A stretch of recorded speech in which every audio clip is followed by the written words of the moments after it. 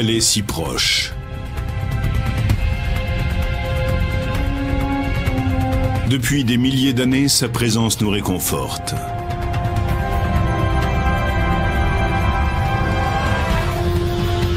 Elle est un repère pour ceux qui voyagent la nuit. Elle permet aux agriculteurs de mesurer le temps et aux navigateurs de se repérer en pleine mer. Dans certaines cultures, on la prenait même pour un dieu. C'est le seul astre cosmique que l'homme ait pu explorer. Et aujourd'hui, la NASA envisage d'y installer une base permanente. Mais d'où vient-elle? Comment expliquer l'existence de la Lune? La réponse est plus étonnante que tout ce qu'on avait imaginé jusqu'à présent.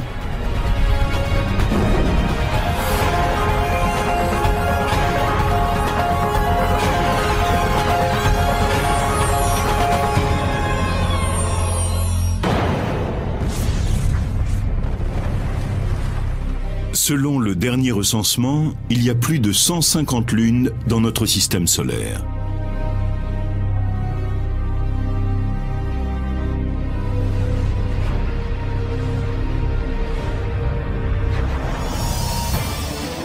Neptune en compte 13.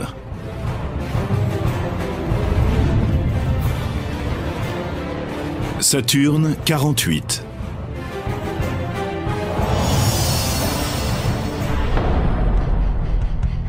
Et Jupiter, 62.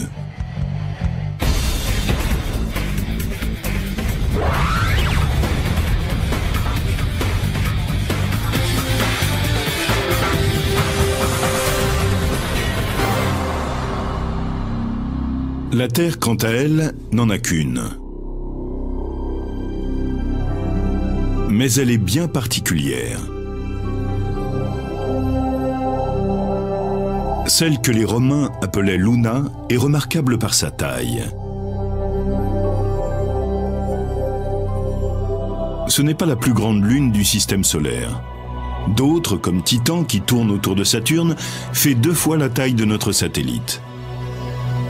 Mais si l'on compare les satellites avec la planète à laquelle elles appartiennent, alors notre Lune est bien la plus vaste. Elle n'est que 4 fois plus petite que la Terre, ce qui veut dire que c'est un grand satellite. Si on observait la Terre avec un télescope, on verrait cette grosse sphère juste à côté.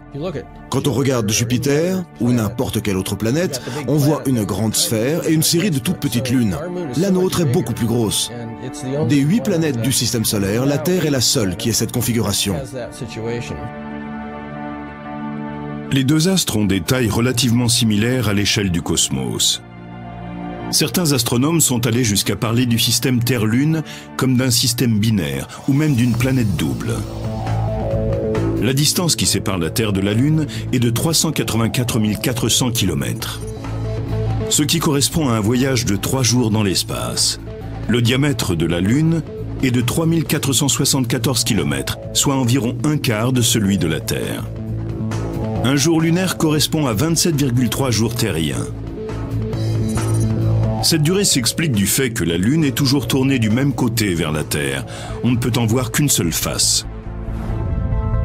Donc la Lune doit effectuer le tour de la Terre pour accomplir une rotation complète sur son axe. De même que les enfants, quand ils font une ronde, regardent toujours vers le centre et tournent en formant un cercle.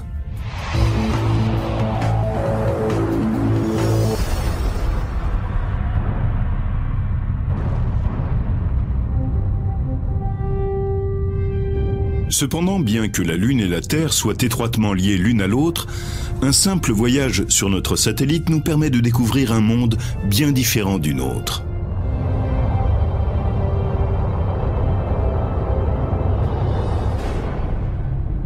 Un monde particulièrement dangereux.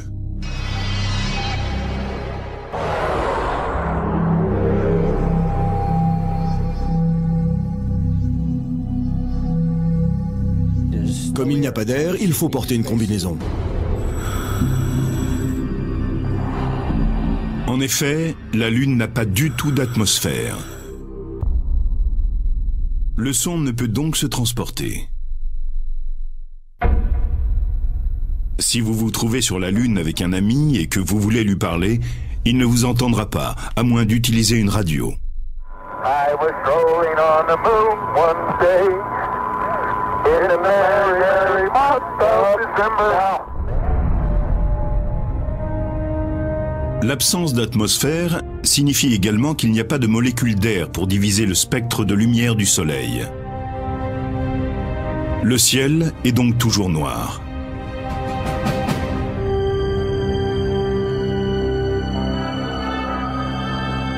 Et le paysage ne contribue pas vraiment à égayer l'ambiance. C'est un peu monochrome comme paysage. Il n'y a guère de couleurs. Les rochers sont dans des teintes grises ou marron. Il y a des tons un peu plus chauds sur la face exposée au soleil et plus froids sur l'autre face, mais dans l'ensemble, c'est plutôt gris. On ne peut pas dire que ce soit coloré.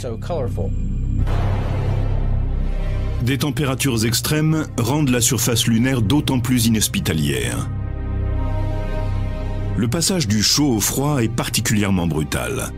Pouvant atteindre 132 degrés au-dessus de zéro à midi, la température chute à 151 degrés en dessous de zéro dès que la nuit tombe. Même la force gravitationnelle de la Lune, pourtant 6 fois inférieure à celle de la Terre, représente un risque. Les astronautes de la mission Apollo devaient y être attentifs lors de leur sortie sur le sol lunaire. Ils savaient que derrière leur visière et autour de leur combinaison spatiale rôdait la mort. Si par un geste malencontreux, ils avaient perdu l'équilibre et qu'ils étaient tombés la tête la première sur un affleurement, ils auraient pu fêler leur visière et être alors exposés au vide lunaire. Un sacré problème.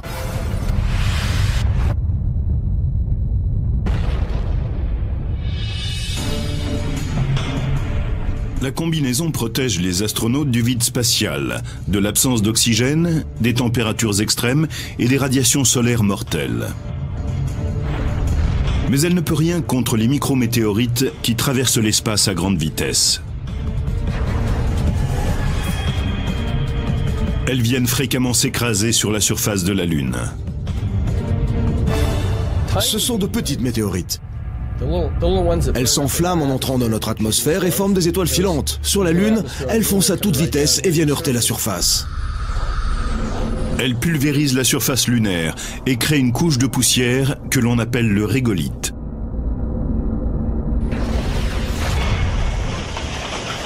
Le docteur Amanda Hendricks étudie la Lune au Jet Propulsion Laboratory de la NASA.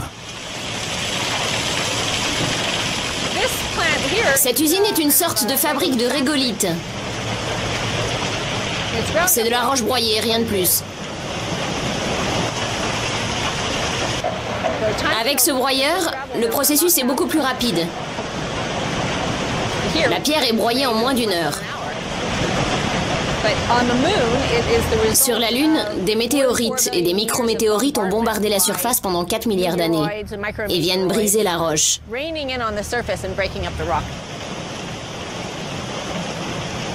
Le régolithe lunaire est semblable à ce qui sort du broyeur. Il est composé de pierres plus ou moins grandes et de fines poussières.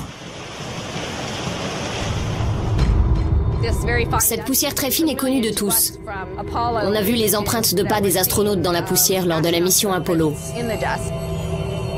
Elle est tellement fine qu'elle causait de sérieux désagréments aux astronautes. Elle collait à leur combinaison, elle s'introduisait dans les équipements. Ça devenait un réel problème.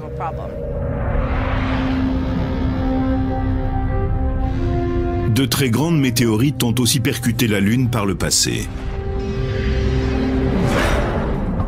Ce sont ces impacts qui sont à l'origine des taches circulaires et sombres. Beaucoup de gens trouvent qu'elles ressemblent aux yeux, au nez et à la bouche d'un visage humain.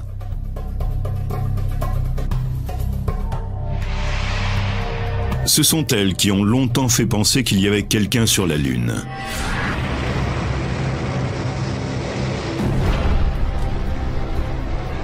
Les météorites ont creusé de gigantesques bassins à la surface de notre satellite. Certains d'entre eux font plus de 1120 km de diamètre. On pense que la lave noire est remontée à la surface au niveau du point d'impact et a inondé les bassins.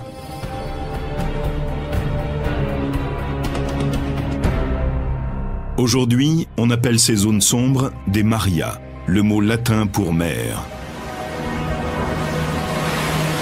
Cette dénomination remonte au XVIIe siècle, lorsque les grands observateurs de la Renaissance avaient les yeux rivés sur notre satellite. Ils avaient émis l'hypothèse que ces zones sombres puissent être des océans. Les astronomes de l'époque ont alors affublé les cratères ou les mers de noms pour le moins saugrenus.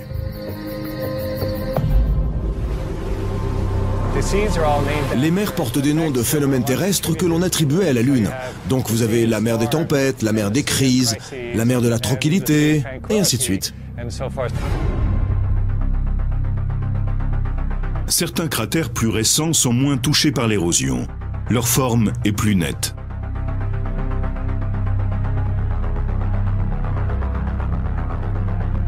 L'un de ces bassins est appelé la mer orientale. Il mesure 965 km de diamètre. L'impact qui est à son origine était si puissant et direct que le bassin ressemble au centre d'une cible.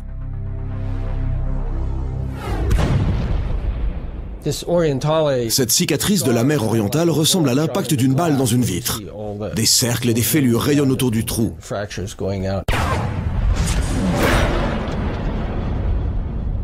Certains disent que si les cratères avaient été sur la face orientée vers la Terre, la mythologie concernant la Lune aurait été très différente. Nous aurions eu un gigantesque œil au-dessus de nous.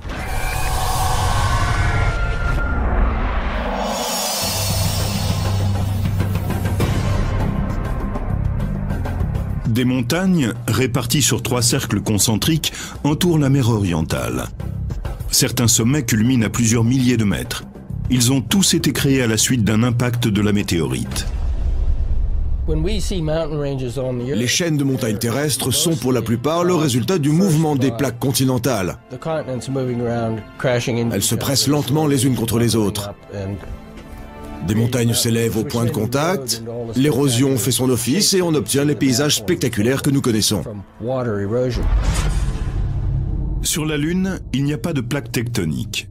La surface est statique. Pourtant, il y a bien des montagnes sur la Lune. C'est qu'elles se sont formées quand les grandes météorites se sont écrasées. Ce fut une explosion gigantesque qui a laissé un trou énorme.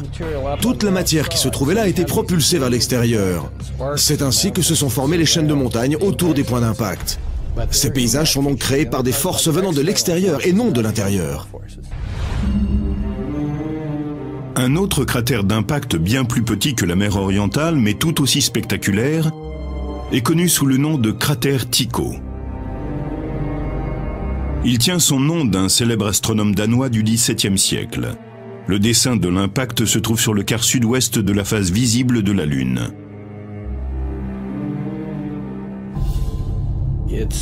Il se trouve dans une zone très éclairée, on peut presque le voir à l'œil nu. Quand cette explosion a eu lieu, de la poussière blanche a été projetée, comme pour les autres cratères. On dirait des rayons qui émanent de l'impact. C'est vraiment frappant. Ces rayons de poussière s'étendent sur plus de 1400 km autour du cratère de Tycho. Une montagne de débris s'élève au centre du cratère. Le mouvement de recul de la météorite après l'impact a créé ce relief. Les matériaux compressés au centre du cratère ont été éjectés vers l'extérieur après que la météorite ait ricoché ou bien se soit désintégrée. En voyageant dans l'espace et à l'aide de télescopes sophistiqués, on voit des marques spécifiques sur la Lune. Mais bien avant que l'on dispose de ces moyens techniques, l'observation de la Lune était d'une importance vitale pour les habitants de la Terre.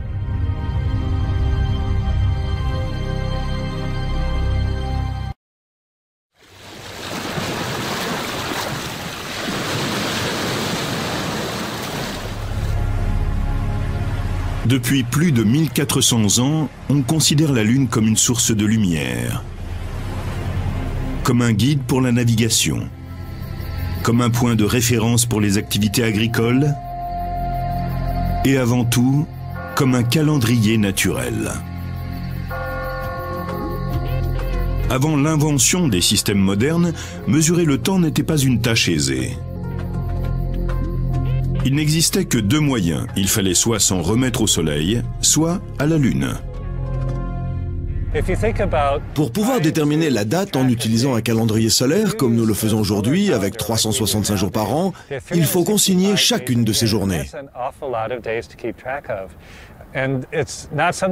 Ce n'est pas une tâche mince. Comparons maintenant avec un calendrier lunaire. Tout le monde peut dire que la Lune est pleine ou bien nouvelle. Quand vous ne la voyez pas, c'est que c'est la nouvelle Lune. Et si vous l'apercevez, c'est la pleine Lune. Ce n'est pas compliqué.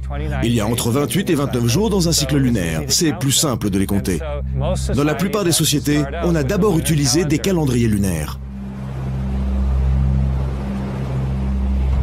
Autrefois, les observateurs se sont aperçus que notre voisine avait une influence physique sur la Terre. Elle est à l'origine du phénomène des marées.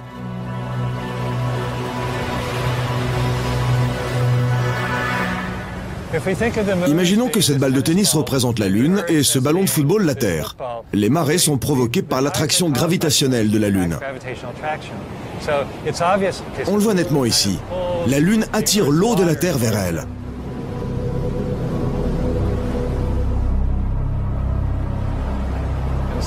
C'est ce qui crée le léger renflement dans la direction de la Lune.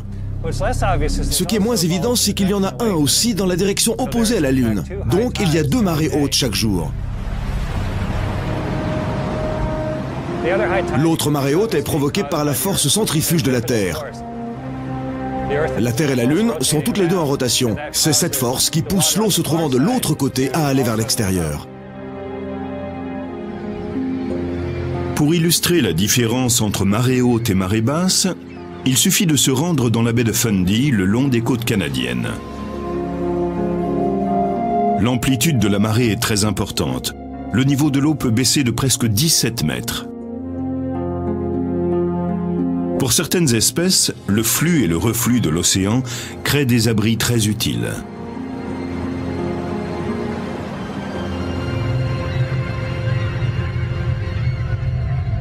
Mais la gravitation exercée par la Lune sur la Terre a surtout pour effet de permettre à toutes les formes de vie terrestre d'exister. Elle stabilise le climat terrestre. Sa force gravitationnelle maintient l'inclinaison de l'axe de rotation de la Terre. C'est cette inclinaison qui assure le maintien du cycle des saisons pendant que notre planète, la Terre, tourne autour du Soleil. Si nous n'avions pas la Lune, ou si elle était plus petite par exemple, nous pouvons mathématiquement prouver que l'inclinaison de notre pôle Nord serait largement modifiée. Sur un plan allant de 0 à 90 degrés, l'inclinaison de l'axe terrestre est de 23,5 degrés. Il changerait de façon anarchique.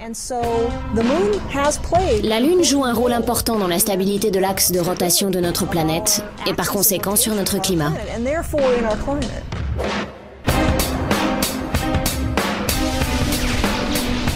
Au fil des millénaires, l'imposante présence de la Lune dans le ciel a poussé les hommes à s'interroger sur son origine.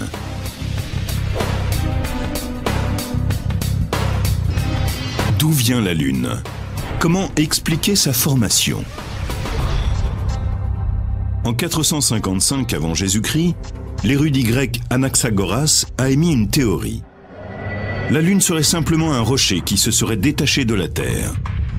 Cela dit, la plupart de ses contemporains étaient convaincus que la Lune était un dieu, ou bien une grande boule de feu. La théorie d'Anaxagoras n'est pas convaincante. On continue à s'interroger sur l'origine de la Lune, mais jusqu'au XVIIe siècle, on ne disposait d'aucune information intéressante.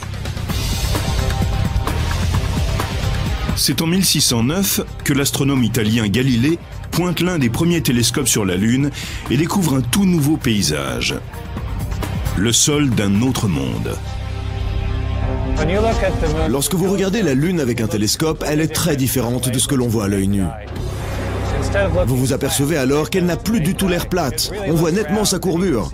Vous pouvez voir les ombres et tous les cratères que l'œil humain ne distingue pas. Cela ressemble vraiment à un nouveau monde et ça saute aux yeux quand on le voit en 3 dimensions. Galilée produit des dessins détaillés de la surface du petit astre. Il établit une fois pour toutes que la Lune est un corps solide et pas un dieu ni une boule de feu. Mais ce pionnier de l'astronomie n'a jamais exposé publiquement ses théories sur l'origine de la Lune. Très vite, il a concentré ses recherches sur d'autres planètes. Ce n'est qu'en 1873 que la première théorie sur l'origine de la Lune, basée sur des preuves scientifiques, est exposée au public. Elle voit le jour dans l'esprit fertile d'un astronome français, Édouard Roche. Roche revendiquait ce que l'on appelle la théorie de la coaccrétion. En gros, elle dit que la Terre et la Lune se sont formées en même temps, à partir des mêmes matériaux. À l'époque d'Édouard Roche, beaucoup de scientifiques commençaient à croire que les planètes s'étaient peut-être formées à partir de nuages de gaz chauds et denses.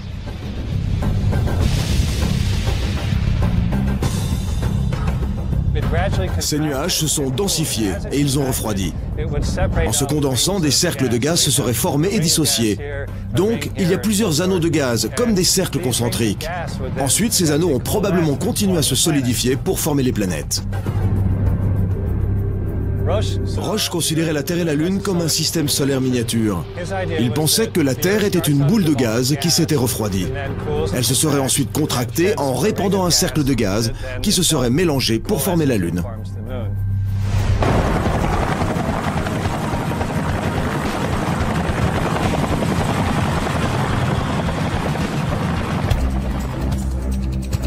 Mais cette théorie pose problème. Tout d'abord, la Lune a une teneur en fer beaucoup moins importante que la Terre. Si ces deux astres sont issus des mêmes matériaux, leur composition devrait être la même. Mais ce n'est pas le cas. Cette contradiction et d'autres incohérences amènent une équipe d'astronomes à chercher de nouvelles idées pour expliquer l'existence de la Lune.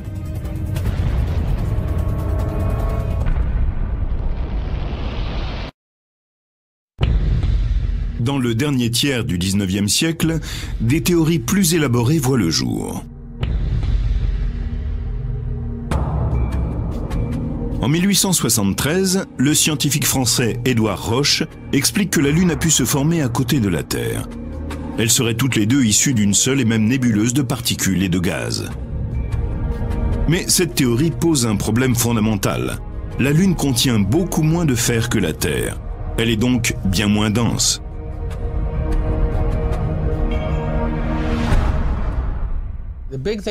Ce dont il faut se souvenir à propos de la Lune et de sa composition, c'est qu'elle ne dispose pas d'un noyau de fer comme la Terre.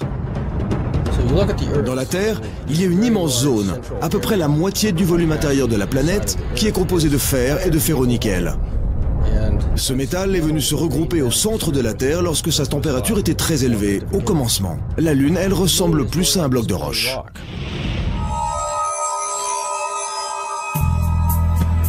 Au départ, les scientifiques avaient établi la masse de la Lune grâce à leurs observations et aux mathématiques. Si la Lune est formée des mêmes matériaux que la Terre, la quantité de fer devrait être la même. C'est le seul point de sa théorie qu'Édouard Roche ne peut expliquer. Mais une autre idée, proche de l'hypothèse de la coaccrétion, est proposée.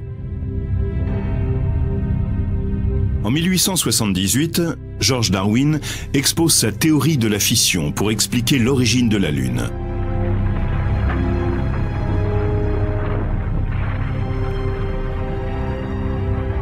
Son idée suscite l'intérêt en partie à cause de la renommée de son père. Il est le fils de Charles Darwin, l'auteur de l'origine des espèces. Mais George parvient à sortir de l'ombre de son père. Dans toute l'Angleterre, on le considère comme le grand spécialiste des marées. Grâce à une analyse poussée de la relation entre la Lune et les marées, il conclut que la Lune s'écarte petit à petit de la Terre. On ne l'avait pas prouvé jusqu'à ce que les astronautes se rendent sur la Lune 95 ans plus tard. Ils ont placé de petits miroirs sur le sol lunaire. On a ensuite envoyé un laser qui se reflétait dans le miroir. Dès que le laser revenait, on pouvait calculer la distance exacte entre les deux points. Et la distance augmente de 3,8 cm par an. Tous les ans, la Lune s'écarte d'un peu plus de la longueur d'un pouce. Si vous passez le film en vitesse accélérée, vous verrez la Lune qui s'écarte progressivement de la Terre. C'est ce que nous observons aujourd'hui.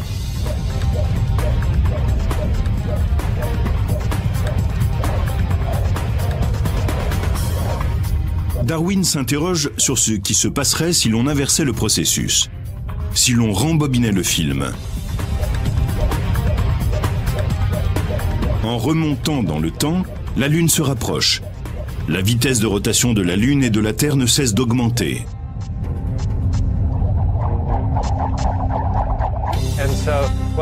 La suite logique serait que la Lune fusionne avec la Terre. Elle devrait la percuter. Darwin en conclut que lorsque la Terre était en fusion et qu'elle tournait rapidement sur elle-même, de la matière s'en est détachée. Elle s'est ensuite transformée pour finalement devenir notre Lune.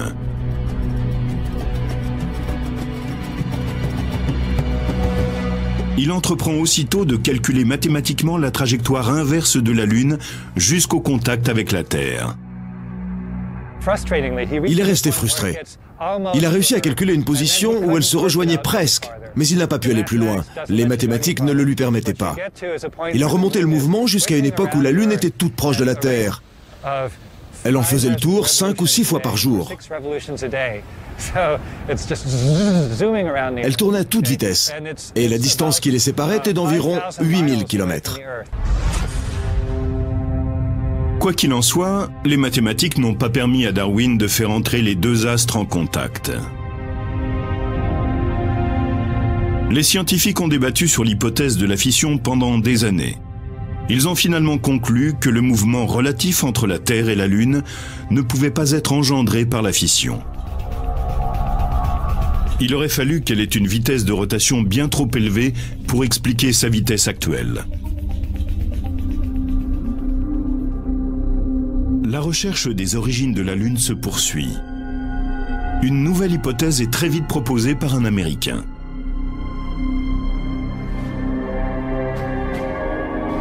En 1909, Thomas Jefferson Jackson C. est capitaine dans la marine américaine. Il est en poste à Mare Island, près de San Francisco. Son travail consiste officiellement à contrôler et conserver l'heure légale pour toute la côte ouest américaine. Mais C est également un scientifique talentueux. Plus jeune, il a étudié l'astronomie. Ce fut l'un des premiers Américains à obtenir un doctorat en astronomie. Il est parti en Allemagne et il a passé une thèse dans ce domaine. À l'époque, on ignorait ce dont il s'agissait. Dans le domaine scientifique, les États-Unis n'étaient pas très actifs au XIXe siècle. C dispose de l'observatoire de Mare Island et son travail de capitaine lui laisse tout le temps d'élaborer des théories. Il analyse longuement les hypothèses de la coaccrétion et de la fission sur l'origine de la Lune. Mais il n'est pas convaincu. Il développe une hypothèse complètement différente. Elle portera le nom de théorie de la capture. Selon lui, la Lune s'est formée loin de la Terre, dans une autre partie du système solaire. Elle tournait autour du Soleil, comme les autres planètes.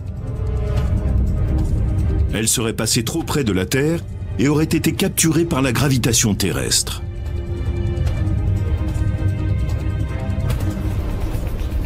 Son idée est qu'il y avait un milieu résistant dans l'espace. Mais aujourd'hui, nous savons qu'il n'en a pas. C ne parvient pas à expliquer exactement la nature de ce milieu résistant. Il s'agit probablement de petites particules de matière.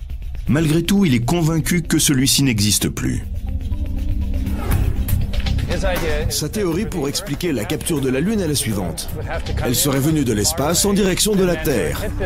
Elle serait entrée dans un milieu résistant, aurait ralenti, et enfin aurait fini par être capturée par l'attraction gravitationnelle de la Terre et aurait commencé par entrer en orbite autour d'elle.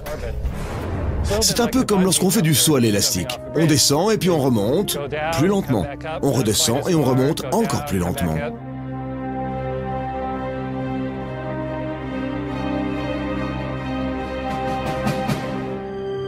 Et finalement, on se stabilise en bas.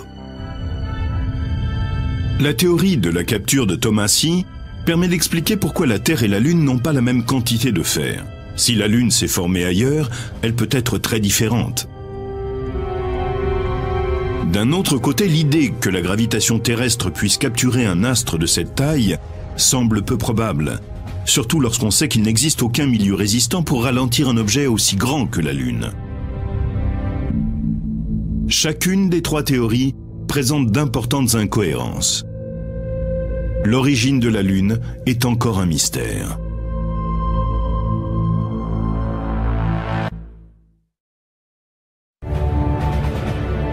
Le 20 juillet 1969, des astronautes américains foulent pour la première fois le sol de la Lune.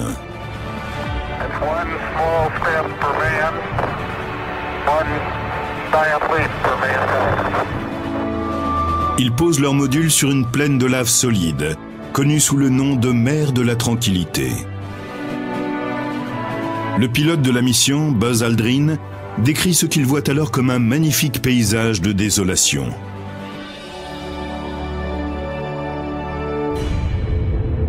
Ils ont rapporté près de 22 kilos de roches et de poussière lunaire, aussi appelées régolithes.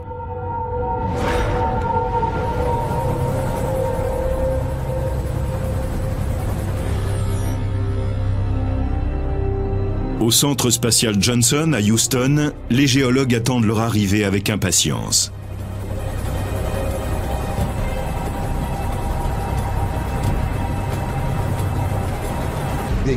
La tension était à son comble quand les prélèvements sont arrivés. C'était stupéfiant. Personne ne savait à quoi s'attendre.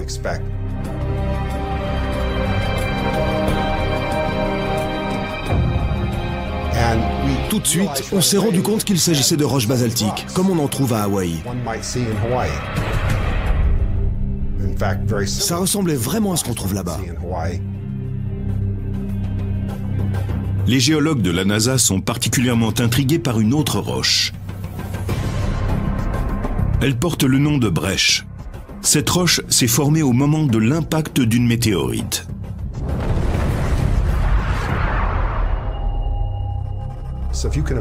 Il faut imaginer une énorme météorite qui vient s'écraser sur la Lune. C'est un choc terrible.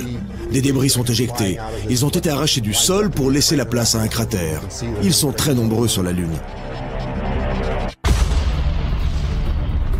Les débris se mélangent avant d'atterrir autour du point d'impact. Ensuite, ils sont durcis par la chaleur qui se dégage du cratère et ils sont transformés en roches. On peut en voir de toutes sortes, c'est très chaotique. Ils sont tous de différentes tailles, de différentes formes. Toutes les roches qui sont aux alentours du point d'impact sont comme ça. On n'avait encore jamais rien vu de pareil sur la Terre. Ces roches lunaires portent en elles une histoire fascinante. Les roches et les échantillons de poussière contiennent des particules qui indiquent que la Lune a dû être couverte par un océan de lave après sa formation. Cette idée est renforcée par une autre découverte. Les blocs de roches manquent singulièrement de ce que les scientifiques appellent des éléments volatiles. Les éléments volatiles s'évaporent très facilement, donc ils disparaissent d'un rocher lorsque vous le chauffez. Il s'agit par exemple d'eau ou de potassium. Si vous comparez la majeure partie des roches terrestres avec les roches lunaires, vous vous apercevez que ces dernières sont complètement desséchées, comme si on les avait chauffées et qu'elles avaient perdu une grande partie de leurs éléments volatiles. Toutefois, les prélèvements de roches lunaires révèlent que la roche et le sol terrestre présentent au moins une similitude avec la surface lunaire.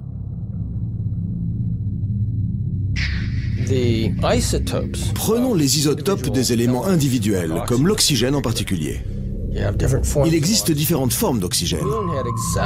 Eh bien, on retrouve sur la Lune les mêmes abondances isotopiques pour l'oxygène que sur la Terre. Toutes les roches analysées dans des météorites venues d'autres endroits du système solaire n'ont pas les mêmes abondances isotopiques. Ce qui veut dire que les matériaux lunaires et terrestres sont très similaires. Les prélèvements lunaires ont apporté de nombreuses informations concernant la géologie de la Lune. Mais les astronomes n'arrivent toujours pas à percer le mystère des origines de la Lune.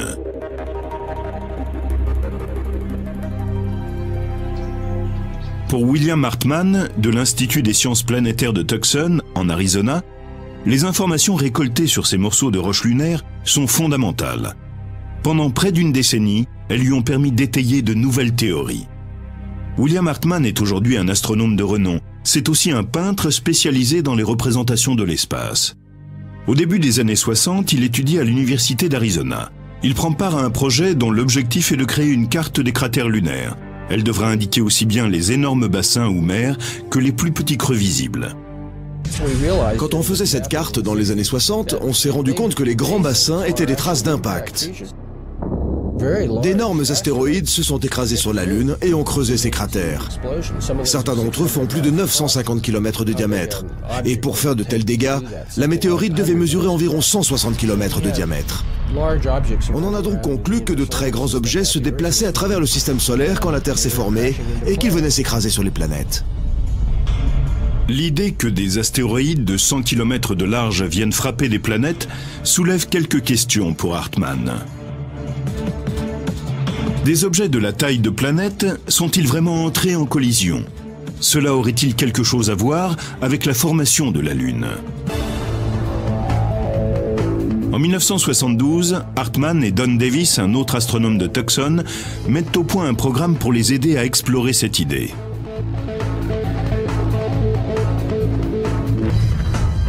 Le programme tente de simuler le processus d'accrétion dans le système solaire de l'époque.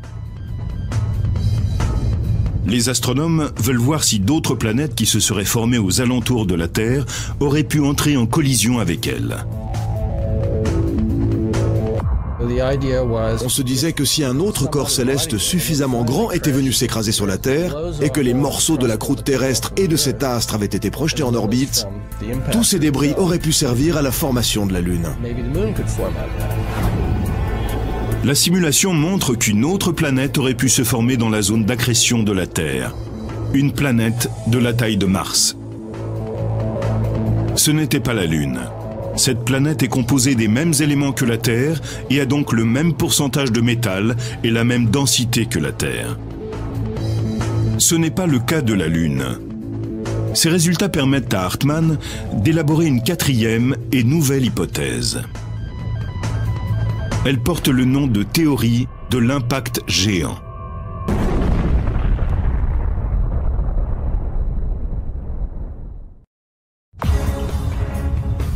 En 1974, une nouvelle hypothèse expliquant les origines de la Lune voit le jour au sein de la communauté scientifique. Ceux qui l'ont élaborée l'ont nommée la théorie de l'impact géant. Le principe de cette théorie, c'est que 4,5 milliards d'années plus tôt, la Terre est entrée en collision avec un objet ayant à peu près la taille actuelle de la planète Mars. C'était un choc absolument énorme. C'est ce qui a entraîné la rotation de la Terre. C'est ce qui expliquerait que nos journées durent 24 heures. La collision était tellement brutale qu'une grande quantité de matière a été projetée en orbite autour de la Terre. Et on pense qu'ensuite elle se serait amalgamée pour former la Lune.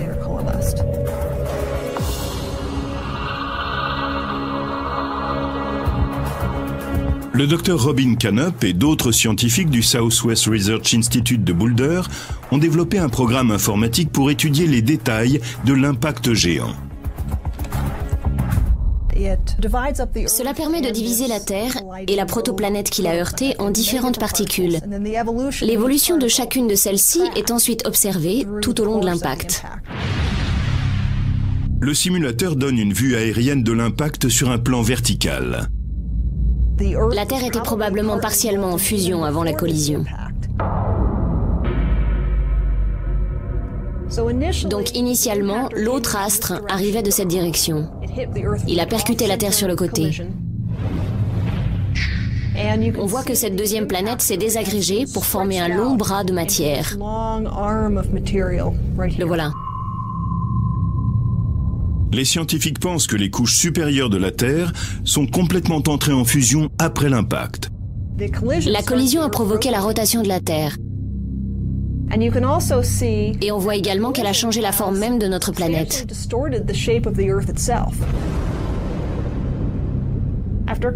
Au bout de quelques heures, ce bras de matière s'est à nouveau amalgamé sous l'effet de la force gravitationnelle, et il a formé deux grandes masses. La masse centrale est principalement composée de matériaux issus du centre de la deuxième planète. Donc, quand cette masse fusionne avec la Terre, comme on peut le voir ici, la grande majorité du métal qui se trouvait dans cette planète est emmagasiné par la Terre.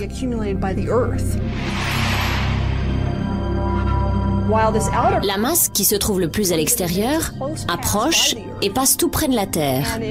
Sous l'effet de la gravitation terrestre, elle se désagrège en un long bras de matière qui va se briser et former ce disque. On suppose que cette matière s'est amalgamée pour former la Lune. Ce procédé se serait effectué en moins d'1 an après la collision. Il n'y a plus aucune trace de l'impact géant sur la Terre aujourd'hui. À cette époque, notre planète n'avait atteint que 90% de sa taille actuelle. Les 10% restants sont venus s'y ajouter par la suite. Ce sont des météorites plus petites qui se sont écrasées sur la Terre. La gravitation terrestre a elle aussi contribué à redonner sa forme à la planète. Après l'impact, en l'espace d'une journée, la Terre avait repris sa forme sphérique. Et tous les reliefs dus au choc se sont estompés. L'homme à l'origine de la théorie de l'impact géant a exposé son idée lors d'une conférence scientifique en 1974.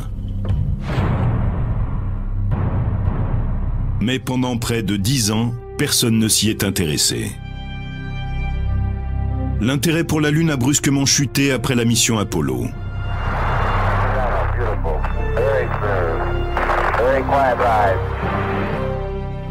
Finalement, lors d'une conférence à Hawaï en 1984, 12 ans après le dernier envoi d'une fusée, les plus grands astronomes parviennent à un consensus. La théorie de l'impact géant est à ce jour l'explication la plus acceptable sur l'origine de la Lune. Il y a toujours des personnes qui disent que ça n'a pas été prouvé. C'est ce que moi j'appelle la théorie du défaut. Si vous lisez un manuel d'astronomie ou de géologie, vous y trouvez uniquement les théories qui ont été acceptées. Il y a toujours de petites divergences qu'il faut essayer d'expliquer, mais en général, ça fonctionne.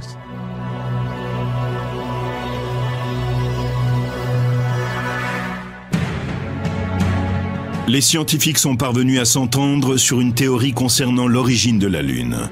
Mais ils n'en ont pas pour autant fini d'étudier notre plus proche voisin cosmique. Depuis peu, la Maison-Blanche et la NASA envisagent de retourner sur notre satellite et d'y aménager une base permanente.